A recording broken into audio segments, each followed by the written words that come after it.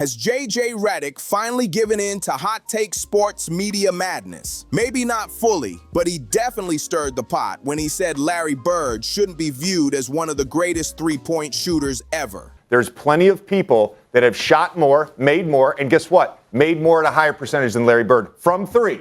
I'm not saying Larry Bird is not one of the greatest shooters ever. He's not one of the greatest three-point shooters ever.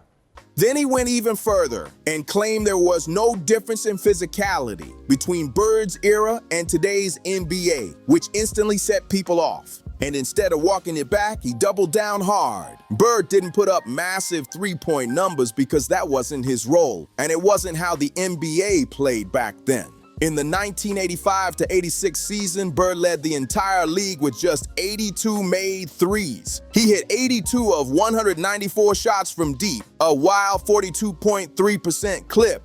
When I watch, let's say Steph Curry, for example. Right. When I watch Steph Curry off the ball in a playoff game. Oh, he's great. Getting grabbed and held by Marcus Smart. They're attached to him at all times. Right. Then when I watch Larry Bird come off a pin down and no one's within 5 feet of him and they're shooting the gap. You're telling me one is more physical than the other?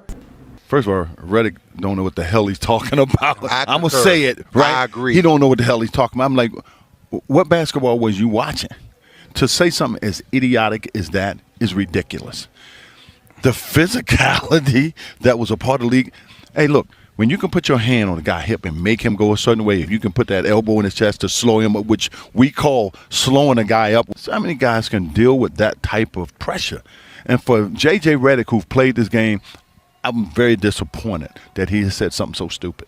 Fast forward to 2015-16, and Stephen Curry alone launched 886 threes and drained 402 of them. Back in the 80s, teams played inside-out basketball. Big men posted up, bodies got leaned on, and space was tight. Today's game is a full-blown three-point shootout, non-stop pace, and green lights everywhere. When Russo tried to explain those era differences, Redick lost credibility by saying the physicality was the same, which just doesn't add up. Guys who actually went to war with Bird couldn't hold back after hearing that nonsense. We had our time. It was a great time. It's their time now. Yes. But don't crap on us to prove your point. Yeah. Because it doesn't make sense and it's not valid. I just don't like to disrespect. Yeah. Yeah. And to say that about Larry Bird, it was less physical. Is he stupid? Back MVP. It's just a stupid comment to make. I mean, it ain't got nothing to do with Steph Curry or Larry. Yeah.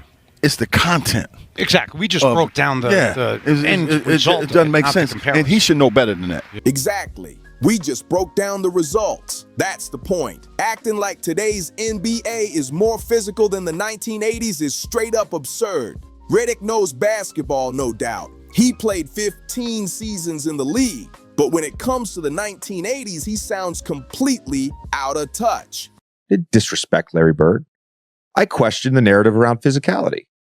I said, for every montage video you can show me of Larry Bird being in a headlock underneath the basket, I can show you a montage video of him shooting open jumpers, of him coming off pin downs. Yeah, I can show Steph the same way. I can show Steph getting held. I can show Larry getting held. It's like, it's all basketball. And yes, Redick later responded directly to criticism from Dominic Wilkins. Even though he spent his entire career battling the Celtics, Michael Cooper didn't hesitate to stand up for Larry Bird in a heated debate about the Celtics legend's place in NBA history. Well, you know what I'm going to say? This JJRedick, this kid here, who's a journeyman, played for 6 different teams. All his accolades came in college, played 15 years in the NBA, was being shifted around from team to team because all he could do was shoot. And he wasn't that great of a shooter. He was a poor man, Danny Ainge. In today's NBA, I don't know what game he's looking at. You can't touch the guy. Anytime you touch anybody, a three-point shooter, come close to them when they're landing, it's a foul. JJRedick needs to be quiet and stop trying to compare. Larry Bird was one of the greatest three-point shooters that's ever played this game. Percentages. It ain't about that. It's about hitting big shots, things that he couldn't do as a player without getting a pick set for him. So When people compare each generation, and I appreciate and love basketball, I enjoy each decade.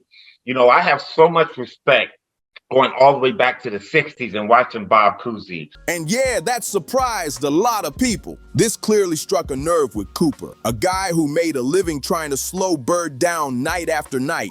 If anyone knows how dangerous Bird really was, it's him. It's sad because you have to have respect from where this game comes from.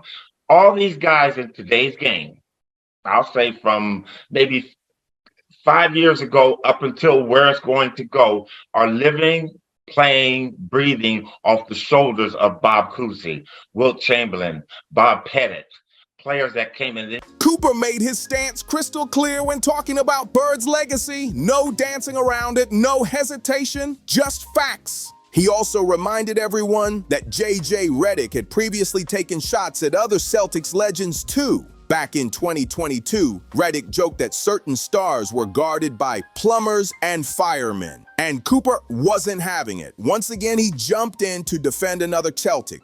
And you know what? I hate Larry Bird, but I respect the hell out of that man because I went against him in all those championships and during the year. All we did as the Lakers is thought about the Boston Celtics.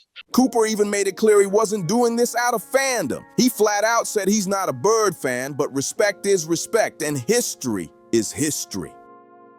Wrapping up his thoughts, the 1986 and 1987 Defensive Player of the Year absolutely cooked Redick with a brutal but fair take. No sugarcoating at all. The only reason anyone could excuse Redick's Bird comments is simple. The three-point shot barely mattered in the 1980s. For the Celtics legend, it was just a small piece of his all-around dominance. Redick might as well have said Bird wasn't an all-time dunker, and it would have made just as much sense. And here's why threes didn't matter back then. The game was physical, brutal, and played inside out. Big men battled in the paint, fighting for position every possession. Back then, you had real post-up wars with centers going at each other non-stop. Today's bigs mostly camp at the three-point line and let it fly. Those Patrick Ewing and Hakeem Olajuwon style paint battles are gone. Man, that guy has no clue of how basketball was played in the 80s. And I guarantee you this, JJRedick, if you had played in the 80s, this is Michael Cooper talking, I'd have locked your ass up. You wouldn't have got a shot off. You wouldn't have got nothing off. You had spent more time on the bench than on the floor. When I was on the floor, you couldn't have played when I was on the court. The game has changed, and pretending otherwise just sounds clueless. There's no denying it. The games back then were way more physical. No debate at all. One big reason the 1980s was so brutal was the rivalries. Real rivalries. Not this friendly stuff we see today. Boston versus the Lakers. Boston versus the 76ers. Boston versus Detroit. And then you had the Bulls going to war with the Pistons. Those matchups ran the decade, and those teams genuinely hated each other. After games, nobody was hugging or swapping jerseys. Players walked off mad, bruised, and ready for the next fight. They played hard, sometimes way too hard, and nobody apologized for it. We all remember Kevin McHale clotheslining Kurt Rambis in the 1984 finals while he was going up for a layup. No soft whistles, no drama, just chaos. Then in 1987, Robert Parrish straight up unloaded punches on Bill Laimbeer in the Eastern Conference Finals. And guess what? No technical fouls. That was just 80s basketball. Larry Bird might not crack the top 5 all-time three-point shooters, even though he won every three-point contest he entered.